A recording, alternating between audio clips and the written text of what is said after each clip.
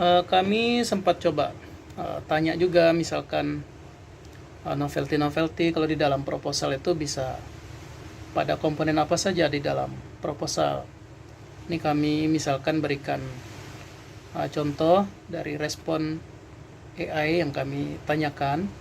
Jadi novelty itu bisa pada aspek judul.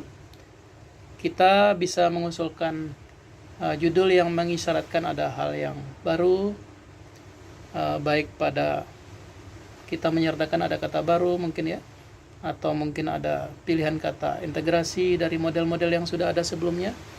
Bisa kita sertakan ada pilihan kata analisis, mendalam, dan seterusnya.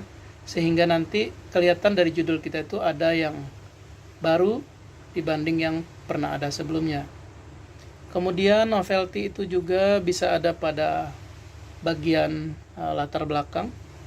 Di bagian ini kita identifikasi gap, celah penelitian yang ada di beberapa literatur yang ada.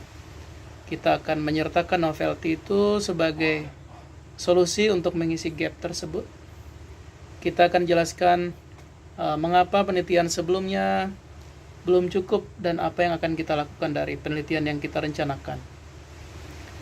Novelty bisa juga disertakan pada komponen perumusan masalah atau tujuan penelitian. Jadi kita bisa menulis secara implisit di dalam rumusan masalah bahwa masalah yang kita akan ajukan itu unik, ada bedanya dengan yang lain.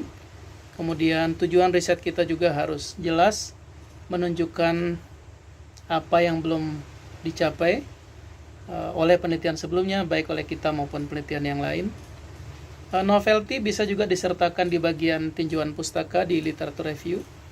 Jadi setelah mengulas beberapa literatur yang relevan, kita bisa buat sintesis secara eksplisit membahas posisi penelitian kita di bagian apa dan seterusnya. Kemudian kita bisa menyertakan novelty itu di bagian kontribusi penelitian. Jadi dari catatan ini saya bantu baca. Ini tempat yang paling krusial. Kita bisa membuat sub-sub bagian khusus, memasukkan signifikansi penelitian yang secara eksplisit menyatakan kontribusi baik teoritis, metodologis maupun praktis dari penelitian yang kita rencanakan. Teman-teman yang ingin menyertakan novelty di bagian metodologi juga dapat menyertakan mungkin ada metode yang baru yang akan kita lakukan, agak berbeda dengan metode yang biasa kita lakukan untuk tema yang sama.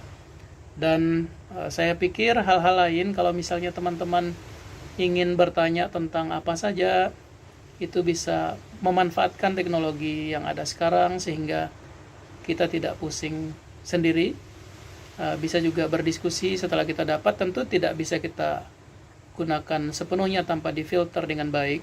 Kita bisa berdiskusi dengan teman-teman kita, dengan tim kita, sehingga nanti kita dapat memutuskan dengan baik apa yang akan kita pilih, novelty pada aspek apa, di dalam rencana usulan penelitian kita masing-masing.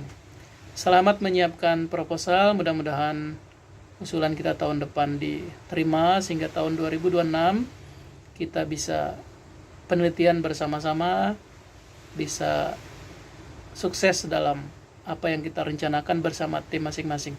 Tetap semangat. Assalamualaikum warahmatullahi wabarakatuh.